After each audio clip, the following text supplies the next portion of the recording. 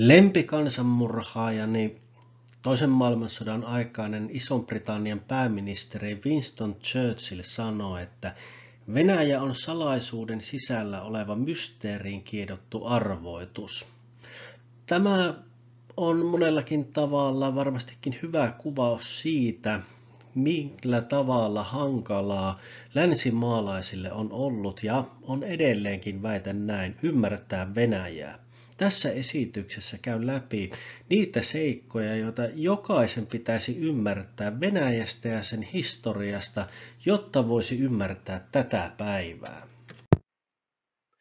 Kun länsimaalaiset arvioivat Venäjän toimintaa ja pyrkivät vaikkapa ennakoimaan sitä, että mitä Venäjä ja venäläiset seuraavaksi tekevät, niin hyvin usein tällaisessa käsityksessä välittyy se, että Venäjä näyttäytyy ikään kuin tällaisena vaikeasti ymmärrettävänä kokonaisuutena, vaikeasti käsitettävänä valtiona, joka on hyvin erilainen kuin me ja ennalta arvaamaton ja sen sellaista. Mistä tässä oikein on kyse? Jos vetäisimme mutkat suoriksi, niin sellainen perustavanlaatuinen virheymmärrys tapahtuu siinä, että me suomalaiset ja laveammin länsimaalaiset muutkin projisoimme omia käsityksiä, omia uskomuksia, toiveita ja muita, ja sen kautta sitten asetamme Venäjän ja venäläiset sellaisen viitekehykseen, minne he eivät oikeastaan kuulu. Ja kun he sitten toimivat eri tavalla, niin se näyttäytyy meistä ennalta arvaamattomalle ja vaikeasti ymmärrettävälle. Toisaalta tässä tulee myöskin sellainen aivan perustavanlaatuinen psykologinen seikka, mikä näkyy myöskin yksilötason toiminnassa, että kun me arvioimme omaa toimintaa ja valtiotasolla ikään kuin meikäläisten valtioiden toimintaa, niin me haluamme rationalisoida sitä ja nähdä sen järkiperustaisena ja rationaalisena. Ja sitten kun joku muu toimii jollain muulla tavalla, ja tämä siis näkyy myöskin yksilötasolla, että kun joku toimii tavalla, jota me emme ymmärrä ja hyväksy, niin me hyvin helposti sitten ajattelemme, että tuo toiminta on sitten sellaista ei-rationaalista, se on irrationaalista, impulsiivista, tunneperäistä ja niin edelleen. Ja tästä syntyy sitten sellainen niin kuin ristiriita, että me emme kykene näkemään Venäjää Venäjän omassa kontekstissa, emmekä sitä kautta sitten ymmärtämään sitä, kun me selitämme sitä ikään kuin näistä omista lähtökohdistamme käsin. Mutta tässä esityksessä käyn läpi joitakin elementtejä, mitkä kytkeytyvät tähän, että miksi tältä lännestä katsoen Venäjä on niin vaikea ymmärtää. Ja en ota tässä nyt sinänsä yhtään mitään kantaa, vaan avaan niitä tekijöitä. Esitys ei ole myöskään millään tavalla tyhjentävä, muitakin seikkoja voisin nostaa esille ja ehkä olen jonkun mielestä nostanut jotain epäolennaisia asioita esille. Ja toisaalta sitten tämä ei ole myöskään sellainen, että tässä esitetyt asiat olisivat jollain tavalla tärkeysjärjestyksessä. Mutta avataanpa siis kysymystä siitä, että miksi Venäjää on niin vaikea ymmärtää, ainakin kun tältä lännestä katsotaan, ja vaikka me suomalaiset usein haluammekin ajatella, että olemme ikään kuin jonkinmoisia Venäjän erityisiä ymmärtäjiä. Ei ole olemassa mitään yhtä selitystä, joka olisi avain tähän, että miksi Venäjää ei oikein ymmärretä, vaan kyse on siitä, että siihen vaikuttaa koko joukko tekijöitä, jotka osa tulee Venäjän ulkopuolelta, tarkastelijoiden näkökulmasta ja osa sitten liittyy siihen, että millainen Venäjä oikeastaan on. Mutta tosiaan ensimmäisenä on tämä ulkopuolisten halu ja kyvyttömyyskin ymmärtää, että lähdetään niistä omista lähtökohdista käsiin, projisoidaan niitä omia arvoja ja uskomuksia, pidetään niitä ikään kuin toteena ja sitten kun Venäjä ei vastaakaan tällaisiin, niin sitten ne ollaankin, että hetkinenhän minä ymmärrän tässä, että mitä tässä nyt oikein tapahtuu. Toisaalta sitten olennaista on myöskin se, että kun me puhutaan valtiosta nimeltä Venäjä, me puhutaan valtiosta, jonka historia ulottuu yli 500 vuoden taakse, niin siinä on se oma historiallinen jatkumo, jolla tämä nyky-Venäjä on. Ja sieltä nousee sellaisia seikkoja, jotka tekevät Venäjästä monella tavalla ainutlaatuisen ja asettavat taas sitten tietyllä tavalla kontrastiin sitten suhteessa länsimaiden näkökulmasta. Toisaalta Venäjän tapauksessa myöskin on hallintokulttuurin eroja, mutta huomioimme sen, että nyt jo kun katsomme sekä historiaa että tätä hallintoa kautta hallintokulttuuria, niin tässä on asioita, jotka eivät ole mitään rajaltaan mustavalkoisia, vaan näitä samoja elementtejä löytyy sitten myös muualtakin kuin Venäjän tapauksesta. Toisaalta sitten Venäjän tapauksessa myöskin erilainen ajattelutapa ja identiteetti, arvojärjestelmät, mihinkä sitten niin kuin nojaudutaan siinä.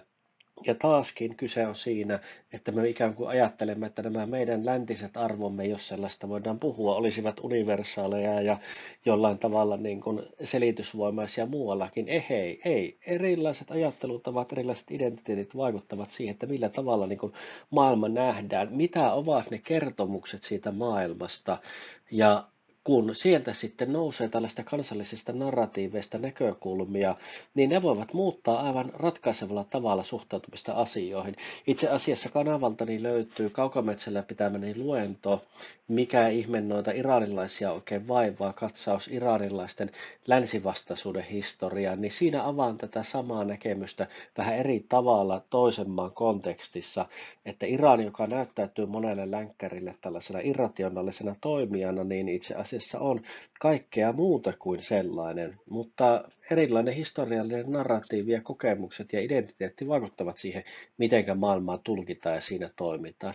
Ja toisaalta sitten tämä yhteiskuntajärjestys ja yhteiskunta ylipäätään, sieltä kumpuavia eroja. Venäjän osaltahan esimerkiksi, jos tässä nyt mennään hiukan asioiden edelle, niin oltiin tietyllä tavalla naiveja ja uskottiin siihen demokratian kehitykseen ja sen sellaisen, ja sen piirissä sitten Venäjää tulkittiin ja sen kontekstissa odotettiin toimivan, ja kun suunta olikin sitten jo aivan toisenlainen, niin yllätytään. Vaikka Anna Politkovskaja ja koko joukko muita varoitti näistä Venäjän huolestuttavista trendeistä jo vuosikausia sitten. Mutta vilkaistaanpa näitä sitten yksityiskohtaisemmin.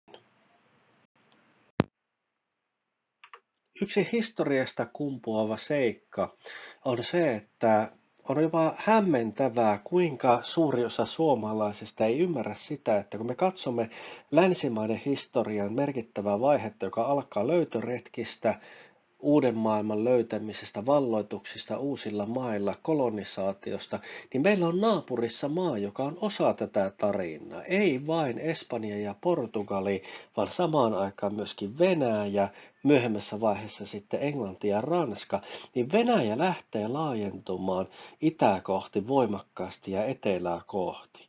Kun Moskovan ruhtinaskunta itsenäistyi ja siitä alkaa sitten tämä Venäjän valtiollinen historia 1400-luvulla, niin siitä alkavat myöskin nämä valloitukset. Venäjä on yksi näistä suurista kolonialistisista imperiumeista, joka 1600-luvulle tultaessa sitten saavuttaa Tyynen valtameren tuolla Aasiassa, valloittaa Siperian, työntyy Keski-Aasiaan, vallottaa Kaukasuksen suunnalla alueita Iranilta ja niin edelleen. Ja tähän liittyy kolonisaatiota, uusien alueiden asuttamista, kulkutaudit aiheuttavat massiivista tuhoa Siperian alkuperäisväestöjen keskuudessa, kokonaisia kansanmurhia ja tuhoamista, aivan sitä samaa, mitä espanjalaiset, portugalilaiset ja sitten myöhemmin muutkin tekivät. Mutta Venäjällä ei ole tapahtunut mitään dekolonisaatiota, tämä imperiumi, laajat valloitukset, vaikka valtakunta on kokenut 2 shokkia ja hajonnut 2 otteeseen keisarikunnan loppusuoralla ja sitten Neuvostoliiton hajotessa, niin tämä imperiumi ja kolonialistinen historia, nämä ovat ylpeyden aiheita Venäjälle, ja keskimääräinen venäläinen ei pidä myöskään maataan minään kolonialistisena imperiumina. Kolonialismi oli sitä, mitä espanjalaiset, portugalilaiset ja englantilaiset ja ranskalaiset tekivät, eivät sitä, mitä venäläiset tekivät. He eivät näe itseään edes tässä valossa. Ja tämä on oikeastaan yksi niistä isoista palikoista. Eli monella tavalla voisi sanoa, että henkisesti venäläiset tältä osin ovat jossain siellä maailmassa, missä ranskalaiset ja britit olivat silloin, kun heillä oli siirtomaa-imperiumi pystyssä, ja heillä oli itsestään selvää, että sitä ei aleta purkamaan.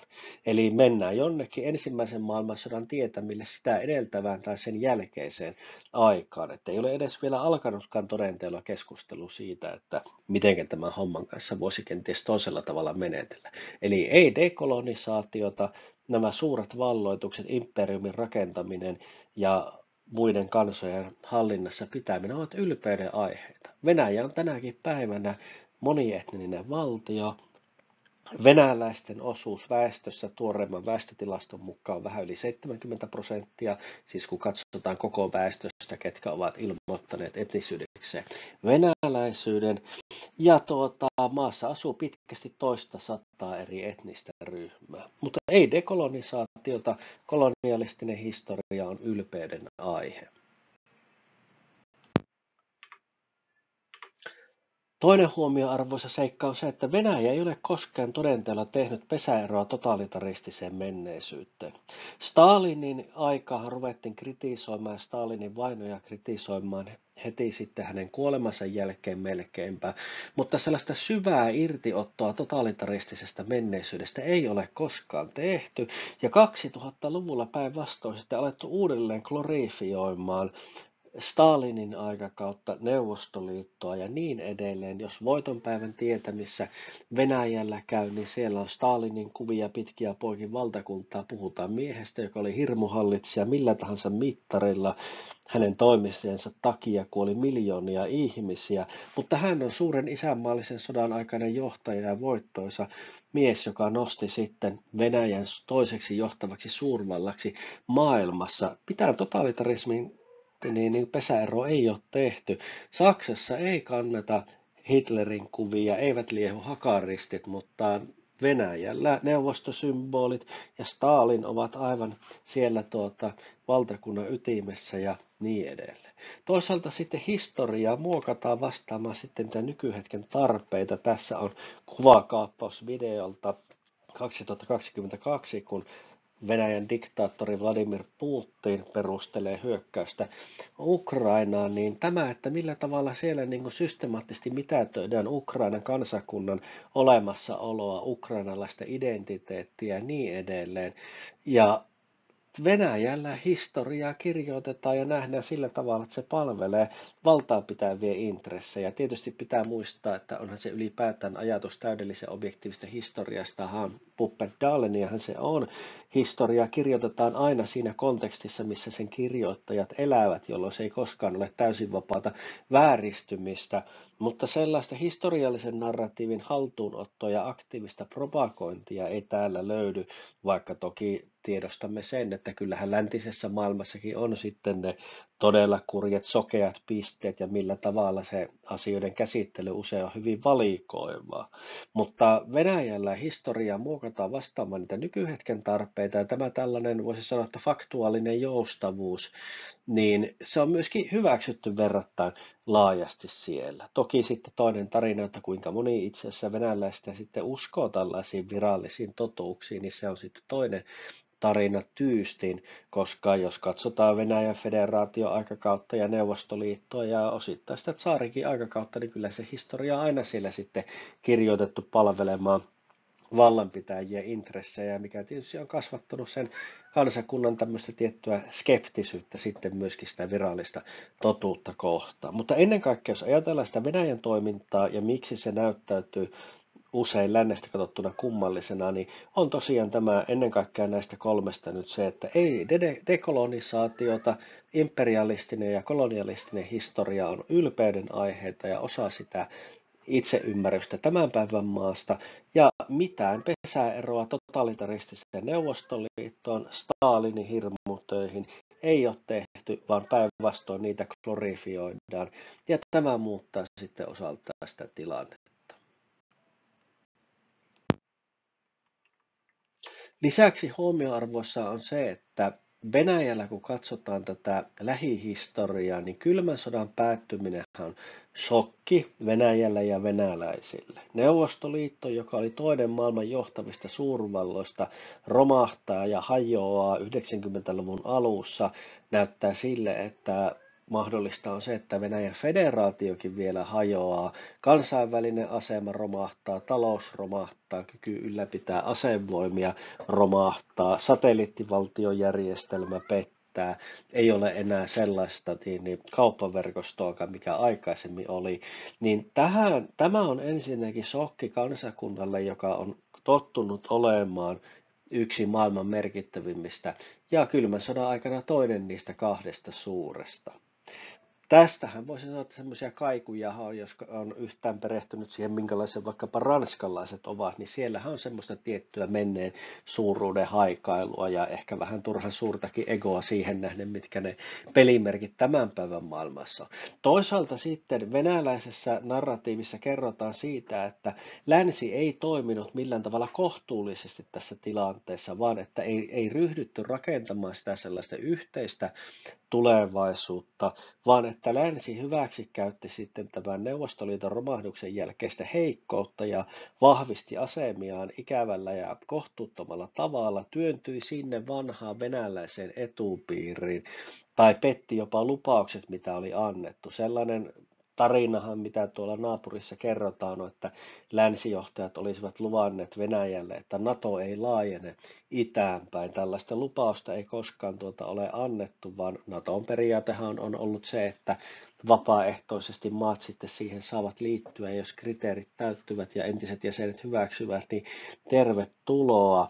Mutta että siellä on tämmöinen vahva epäoikeudenmukaisuuden kokemus siitä, että mitä tapahtui ja seurasi siitä kylmän sodan jälkeisessä tilanteessa, ja vahva koettu epäoikeudenmukaisuuden kokemus siitä, että Euroopan unioni ja NATO ja Yhdysvallat ovat työntyneet sinne vanhalle Venäjän etupiirille ja kytkeneet ja sitten näiden alueiden maita sitten omaan järjestelmäänsä. Ei siellä Venäjän suunnalla mietitä sitä, että mikähän mahtaa selittää sitä, että miksi melkeinpä kaikki maat ja kansat, jotka siitä Moskovan ikeestä pääsevät eroon, niin yhtäkkiä haluavatkin ottaa etäisyyttä ja hakeutua muiden siipien suojiin.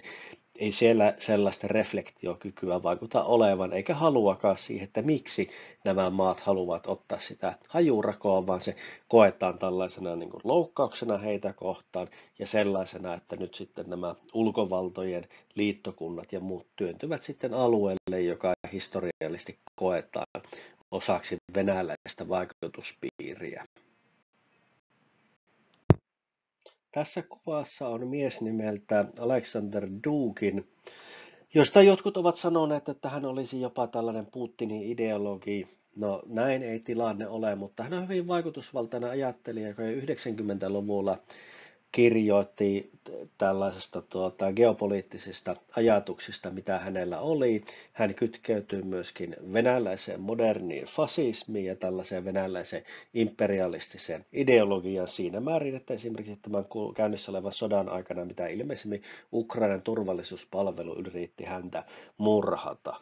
Mutta mihin tämä Duginin ajattelu kytkeytyy, niin se kytkeytyy tällaiseen, voisi sanoa, Euraasia-ajatteluun, jossa niin kuin Venäjä nähdään tällaisena siltana idän ja lännen välillä, Aasian ja Euroopan välillä, että Venäjä on tällainen erityinen kulttuurinen kokonaisuus, joka ei ole Eurooppaa, mutta ei Aasiaakaan, vaan jotain siinä välillä. Venäjä on tämmöisen ortodoksisen maailman johtava valtio. Tämähän on jo sitten sieltä varhaisemmilta vaiheilta peräisin, kun Venäjä omii sitten tämän Konstantinopolin Itä-Rooman perinnön ja Moskova julistautuu kolmanneksi Roomaksi ja neljättä ei sitten tule. Ja sitten tällaiset panslavistiset virtaukset, jossa niin kuin ajatellaan, että venäläiset suurimpana slaavilaisena kansana, heillä on oikeus ja velvollisuus olla näiden slaavilaisten kansojen puolustajia ja yhteenkokoajia, mikä tietysti sitten ukrainalaisten ja valkovenäläisten näkökulmasta varsinkin usein on tarkoittanut sitä, että heidät sitten pyritään sulauttamaan venäläisiin, eikä heitä omina kansoinakaan välttämättä niin kuin pidetä. Mutta tämä Venäjä siis ei venäläisessä kontekstissa usein nähdä edes osana ikään kuin tätä läntistä yhteisöä, vaan siellä on tämmöinen ajatus siitä, että Venäjä on nimenomaan euraasialainen valtio ja se toivottu tilanne on tämmöinen moninapainen maailma, jossa yksi näistä johtokeskuksista on nimenomaan Venäjä. Ja 2000-luvulla ja erityisesti 2020-luvullahan sitten Venäjästä on myös noussut tämmöisen niin kuin konservatiivisen kristillisyyden niin kuin lippulaiva ainakin mielikuvissa ja toisaalta sitten läntisissäkin konservatiivisissa, oikeistolaisissa ja kristillisissä piireissä monet jo näkevät, että Venäjä on sitten sellainen maa, että siellä ei mitään vokevouhotusta ole ja seksuaalivähemmistöt pidetään niille kuuluvalla paikalla ja niin edelleen. Mutta Venäjästä on siis tullut tämmöinen ortodoksisen konservatismin lippulaiva, joka kulkee tämmöisen slaavilaisen nationalismin rinnalla ja sitten tämmöistä Eurasia-ajattelua. Eli tämmöinen ideologinen pohja on aivan erilainen. Että jos lännessä ainakin teeskennellään sellaista liberaalia demokratiaa, ja siihen liittyviä asioita sitten pyritään edistämään, jos ei aina välttämättä teoilla, niin ainakin nimellisesti, niin Venäjä on ikään kuin sitten tässä sitten sellainen vastakohta. Toki tässäkin pitää muistaa, että näitä samoja virtauksia näemme sitten muuallakin, eli tässä ei ole kyse mistään mustavalkoisista rajoista. Euroopan unionin sisällä esimerkiksi samankaltaista liikehdintää, mitä tähän tulee tämmöiseen kansallismieliseen oikeistolaiseen konservatismiin ja niin edelleen. Unkarissa on nähty hyvin vahvana ja tällaista on myöskin merkkejä nähtävissä vaikkapa Puolan ja Slovakian osalta. Ja uhrataanpa sitten hetki hallintotoiminta- ja ajattelutavoille. Nimittäin näistäkin kumpuaa sitten suuria eroja. Ja historialle vääryyttä tehden voisi sanoa, että Venäjä on tältä osin monelta osin tilanteessa, jossa johtavat länsimaat olivat joskus aikaisemmin, vuosikymmeniä sitten tai joskus ensimmäistä maailmansotaa ennen tai jotain siltä väliltä. Nimittäin Venäjällä on sellainen termi kuin lähiulkomaat ja venäläinen maailma. Ruski mir, tämä on tämä venäjänkielinen termi tälle jälkimmäiselle. Niin ensinnäkin jälkimmäisessä on kyse tällaista venäläisestä vaikutuspiiristä, joka on poliittinen ja kulttuurinen ennen kaikkea, mutta myöskin sotilaallinen, jossa niin kuin se venäläisyys on ikään kuin ensisijaisessa asemassa ja kerran siihen venäläiseen maailmaan kuuluneet alueet ovat sitten ikuisesti siihen kuuluvia ja Venäjällä on oikeus niin kuin myöskin vaatia sitten itsellensä kuuluvat asiat näillä seuduilla. Toisaalta lähiulkomaat-termi tarkoittaa taas sitten Venäjän näkökulmasta sellaisia itsenäisiä ulkopuolisia valtioita, joiden niin kuin asema on sellainen, että Venäjä katsoo, että heillä on oikeus niin kuin vaikuttaa ja toimia näiden suhteen. Ja tapahtumat näissä voivat sitten Venäjän intressien kannalta olla hyvin tärkeitä. Niin kuin vaikkapa nyt olemme nähneet sen, että kuinka Venäjä on pyrkinyt tukemaan lähimaissaan itselleen suotuisten diktaattorien vallassa pysymistä, niin kuin vaikka olemme nähneet Valko-Venäjän suunnalla, tai mitenkä 2014, kun tuli tämä Maidanin vallankaappaus tai vallankumous, miksi haluammekaan sitä kutsua, niin Venäjähän myöskin pyrki edistämään itsellensä suotuisa lopputulosta siinä. Toisaalta sitten tähän lähiulkomaa-ajatteluun on kytkeytynyt myös se, että kun Suomessa niin aiemmin aina silloin tällöin pulpahti esille tämä NATO-jäsenyys, mitä sen osalta tehdään, niin kyllähän Venäjä pyrki sitten mielipideen vaikuttamaan ja pontevasti toi omia näkemyksiä esille ja niin edelleen. Nämä lähiulkomaat ovat siis maita, joiden osalta Venäjä katsoo, että heillä on oikeus toimia tarvittaessa omien intressiensä puolustamiseksi. Se suvereniteetti, mikä näillä mailla on, niin siinä mielessä ei ole Venäjältä katsoa mikään absoluuttinen. Ja toisaalta on sitten tämä venäläinen maailma, Ruski mir, jonka konsepti on sitten tämmöinen huomattavasti laajempi maiden rajoistakin irti oleva ajatus siitä tällaista venäläisestä maailmasta, jossa nimenomaan se Moskovan Venäjä on se tärkein toimija. Toisaalta sitten, missä nyt pitää todeta, että eihän Venäjä tässä nyt niin kuin ainoa ole, mutta sellainen, mikä varsinkin jostain Suomen kaltaista maasta katsoen on aika suuri ero, niin siellä on tämmöinen hyvin Clausewitsilainen suhtautuminen sotaan, että sota on niin kuin työkalu siellä poliittisten päämäärien saavuttamiseksi.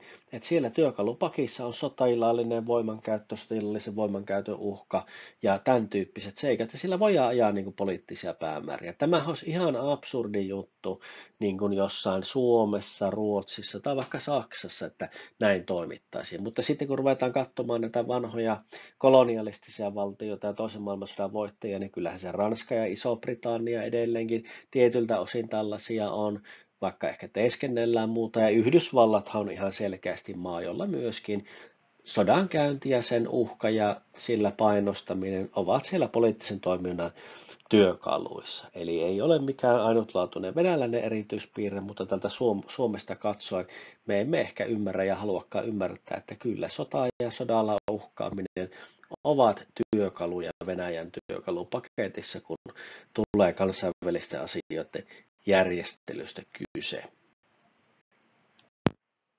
Sitten myöskin se, että Venäjällä hahmotetaan tämä maailma tämmöisenä geopoliittisena pelinä hyvin usein. Et se on peli, jossa on voittajia ja häviäjiä.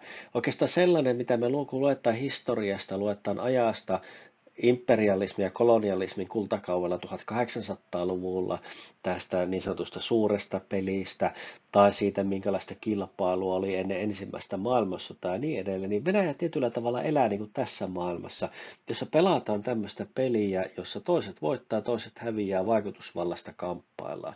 Ja sitten sellainen iso juttu, mikä on sitten jo laveammin venäläisen yhteiskunnan läpi itsensä lyönyt, joka erottaa heidät monesta, mutta ei taaskaan mikä ainutlaatuinen ole, on tämä nollasumman logiikka, mikä näkyy liiketoiminnassa, tavallisten ihmistenkin vuorovaikutuksessa toisinaan ja valtioiden välillä. Nollasummapeli tarkoittaa sitä, että jos joku voittaa, niin jonkun on hävittävä. Että ei voi olla sellaista ratkaisua, mikä olisi kaikille edullinen. Ja tämä näkyy sitten siinä toiminnassa. Me pohjoismaalaiset, suomalaiset ja ruottalaiset ollaan jopa sinisilmäisyytteen asti sellaisia, että koitetaan löytää sitä niin kuin kaikille hyvää vaihtoehtoa. No, eihän meidän tarvitse EUsta poistua, kun löytyy jo toisenlaista ajattelua. Mutta että Venäjällä tämä nollasumma-logiikka, nollasummapeli, se on hyvin vahvassa roolissa. Ja tämä voimapolitiikka, sotilaallisen voiman käyttö ja niin edelleen, niin näillä on myös hyvin vankka tuki Venäjällä. Kun katsotaan eurooppalaisia maita, kun katsotaan Yhdysvaltoja, niin siellä on aina ollut hyvin voimakas äänekäs oppositio vastustamassa näitä, ja monesti se sodan vastaisuus ja voimapolitiikan vastaisuus on ollut niin merkittävä, että ne on ihan estäneetkin tällaiset puuhastelut. Niin Venäjän osalta taas sitten on tämä tällainen tuki sille voimapolitiikalle olla olemassa. Että vaikka Ukrainan sota onkin jotain muuta kuin erityisoperaatio, mitä lupailtiin alkuun, niin vaikka me nyt sieltä kaivaisimme ne pessimistiset näkemykset Venäjän hallinnon näkökulmasta, niin kyllä, Ukrainan sodalla esimerkiksi on vahva kannatus ja tuki venäläisessä yhteiskunnassa. Eli tämähän myöskin mahdollistaa ja voimauttaa sitten niitä valtaa pitäviä, koska tällaisella imperialistisella voimapolitiikalla on myöskin se kansan tuki, kun sitä dekolonisaatiota ei ole tapahtunut, totalitaristisen menneisyyteen ei ole tehty pesäeroa, ja on niin kuin sisäistetty tämmöinen, että sotilaalliset keinot ovat keinoja siinä, missä muutkin. Ja sitten, jos tähän vielä siteerataan tätä melkoisen sekopäistä roomalaista keisaria Caliculaa, oderint dum metuan timor addit honorem, vihatkon kunhan pelkäävät, pelko luo kunnioitusta. Tämä on hyvin usein niin kuin nähtävissä, että se, että niin kuin ei Venäjää ja venäläisiä niin kuin hävetä tai harmita se, että heitä pelätään. Tämä on niin kuin, Tämähän on monelle niin kuin länsimaalaiselle sellainen, että jos selviää, että meitä pelätään ja niin edelleen, niin tulee vähän sellainen nolo-olo, että mitä tämä juttu niin kuin on. Ei sillä niin kuin voimankäytön uhalla ja muulla niin kuin ylpeillä. Toki taas sitten huomaamme sen, että mennään Yhdysvaltoihin, niin pelihenki on toisenlainen, mutta puhutaan nyt yleisesti.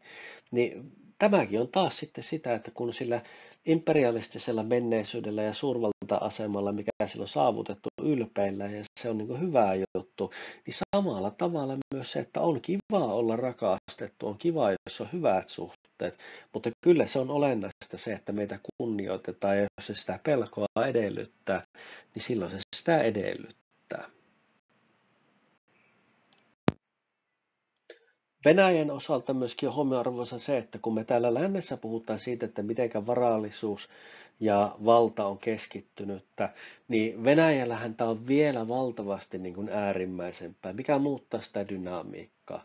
Tovi sitten vähän toista sataa ihmistä omisti yli kolmanneksen nettovarallisuudesta. Kun meillä puhutaan siitä, että prosenttiporukasta omistaa enemmistön nettovarallisuudesta, niin Venäjällä puhutaan siitä, että niin kuin 1 miljoonasta ihmisestä on se terävin kärki, joka omistaa sen kolmanneksen nettovarallisuudesta, ja kourallinen lisää siihen, niin ollaan jo niissä lukemissa, joissa ollaan läntisissä maissa. Sama poliittisen vallan osalta. Pienet klikit pyörittää maata, ja tämä taas sitten, että kun ei ole sitä kansalaisyhteiskuntaa, missä keskustelua käydään ja vääntöä käydään, poliittisia ajatuksia testataan, niin meillä on semmoinen valtakoneisto ja järjestelmä, joka on aika lailla kaikkea muuta kuin läpinäkyvä. Kun ruvetaan ulkoapäin katsomaan, niin se näyttäytyy tosiaan arvaamattomana ja ennakoitamattomana toimijana osaltaan siksi, että se on niin keskittynyt se valta ja pienissä piireissä, että siitä ei niin kuin läpi ikään kuin pystytä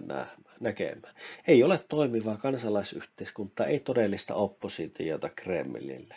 Venäjällä ei myöskään koskaan ollut minkäänlaatuista toimivaa demokratiaa, horjuvat kokeilut ja horjahdukset sinne tänne 90-luvulla ja kaoottinen tilanne maassa eivät sellaista todellakaan olleet. Ja kun katsotaan sitten, että ketä siellä Venäjällä niin kuin vahvoina ja hyvinä johtajina niin kuin ihaillaan, niin Stalin, Ivana neljäs meille, Ivana Julma, Pietari Suuri, nämä on niitä hyviä hallitsijoita ja melkoisia autokraatteja ovat olleet. Nämä Venäjä, jos ruvetaan katsomaan, että siellä näitä tällaisia niin kuin liberaaleja niin hallitsijoita, jotka olivat edes kohtuullisen suvaitsevaisia ja niin kuin sillä tavalla ikään kuin avomielisempiä, niin eivät he ole niitä merkittävimpiä hallitsijoiden joukossa. Aleksanteri ensimmäinen toki nyt on tässä listalla sitten poikkeus, mutta eivät ne Venäjän hallitsijat tällaisia ole, vaan Venäjän hyvät hallitsijat ovat niitä vahvoja ja ankaria hallitsijoita,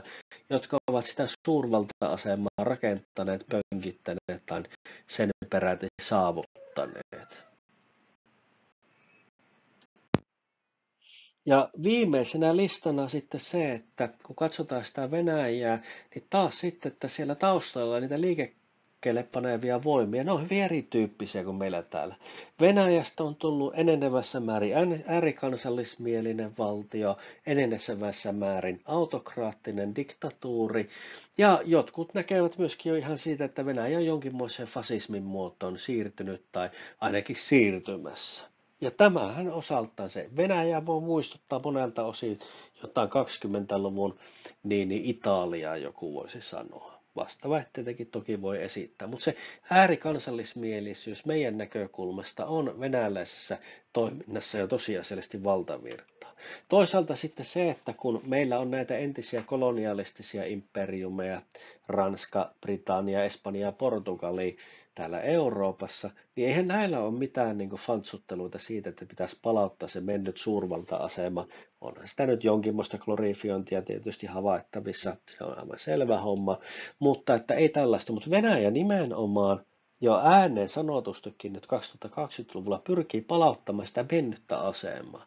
Keisarikunta on hajonnut, Neuvostoliitto on hajonnut, niin siellähän koko ajan johtavissa mielipidevaikuttajien keskuudessa poliitikot ja muut puhuu tästä, että halutaan palauttaa se mennyt asema, joka sitten milloin se kohdistuu Baltian maihin, että näiden oikeus itsenäisyyttä kyseenalaistetaan, toisinaan jopa myöskin Suomeen. Ja tämä on semmoinen iso ero, että jos niin kun ajatellaan sitä, että tämmöisenä niin kun ideologisena pohjana on vahva kansallismielisyys, jopa äärikansallismielisyys tai jopa fasismi, ja sitten tämmöisen menneen suurvalta-aseman palauttaminen, niin kyllähän se toiminta, mitä me on nähty, niin näiden valossa jo näyttäytyy aika lailla niin kuin loogiselta jatkumolta. Ja sitten se, että kun esimerkiksi 2003, kun länsivalloista koko joukko hyökkäsi Irakiin, ja siellähän sitten tapahtui niin raakaa sodankäyntiä, ja kun sitten Espanjassa oli vaalit, niin Irakissahan tapahtui, tai Irakin sodan takia sitten Espanjassa toteutettiin terrori-iskuja, joilla vaikutettiin siihen, että niin sotaa vastustaneet puolueet voittivat vaalit ja Espanja irrottautui sodasta. No se sota ei ollut alun alkaenkaan ollut suosittu, mutta tämä venäläisessä mielessä ja maailmassa ne uhrit on hyväksyttäviä, että tämä suurvalta-asema, sen pönkittäminen vaatii niin uhreja, ne hyväksytään ja näin on ollut sukupolvesta toiseen. Joku voisi sanoa, että jopa tämmöistä kuolemankultin meininkiä on havaittavissa, missä ehkä rinnastuu tietyllä tavalla jopa näihin tiettyihin Lähi-idän ryhmiin se homma, mutta oli miten oli, niin kuolemat on hyväksyttäviä. Et siinä missä Yhdysvalloissa on todella niin kovaa vääntöä käyty vaikkapa Irakin sodan osalta näistä uhreista. Siellähän kaatui tuhansia yhdysvaltalaissotilaita. Niin Venäjällä kone ei ole pahemmin yskähtellytkään, vaikka yhden itä-ukrainalaisen kaupungin valloituksessa on kuollut porukkaa vähintään saman verran kuin vuosikausien sodassa yhdysvaltalaisia ja heidän liittolaisia Irakissa. Uhrit on hyväksyttäviä ja ne eivät ainakaan kovin helposti Venäjällä sitten nosta sitä keskustelua, että ovatko nämä uhraukset sen arvoisia. Myöskin tässä tietysti olennaista on se, että Venäjällä on käynnistynyt erityisesti 2000-luvulla tämmöinen systemaattinen nuorisoaivopesu ja sodan glorifiointi, kun ajatellaan sitä, että se käynnistyy sillä portaattomalla säädöllä 2000-luvun ekan vuosikymmenen aikana, niin käytännössä noin tai jopa yli 20 vuotta sitä on sitten kiihtyvästi rummutettu, niin Venäjällä on ollaan jo lähempänä sitä 30 vuotta, kun niin katsotaan tämän päivän venäläisiä, että heillä ei ole mitään kunnon muistikuvaa ainakaan poliittisessa mielessä muusta kuin Vladimir Putinin hallinnosta, ja he ovat olleet sitten tässä propagandamyllyssä enemmän tai vähemmän. Ja sodan glorifiointi ja muu sitten osaltaan sitten myös kytkeytyvät siihen, että on sitä uhrimieltä ja valmiutta sitten asettaa itsensä valtiovallan käyttöön.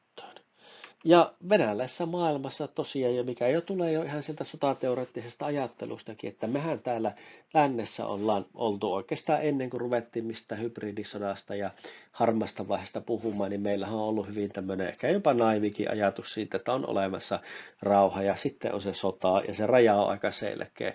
Mutta tällaista ei ole niin kuin koskaan ollut Venäjällä niin kuin missään valtavirra-ajattelussa.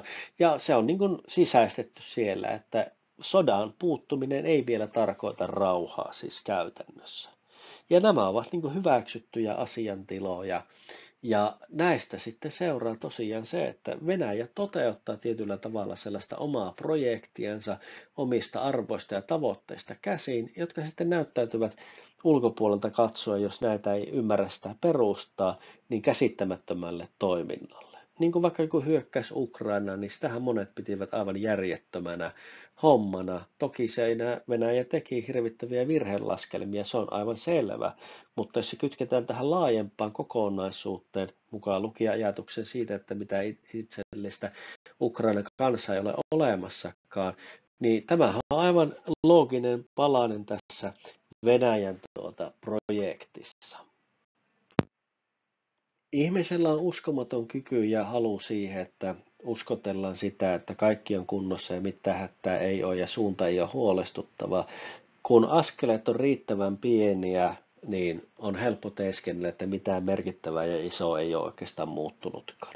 Ja tämähän oli se tie, jolla myöskin Adolf Hitler sitten pystyi saavuttamaan asemansa, jossa hänen pysäyttämisensä sitten jo vaatikin jo äärimmäisiä toimia. Ja kun me katsotaan niin kuin Venäjän federaatiota, niin kyllähän tämä on niin kuin samalla jatkumolla. Pitää toki muistaa se, että ei tässä nyt välttämättä ole ennen kuin tietty vaihe saavutetaan, niin mitään sellaista suurta suunnitelmaa ja punaista lankaa ollut, mutta kyllä meillä on jatkumolla.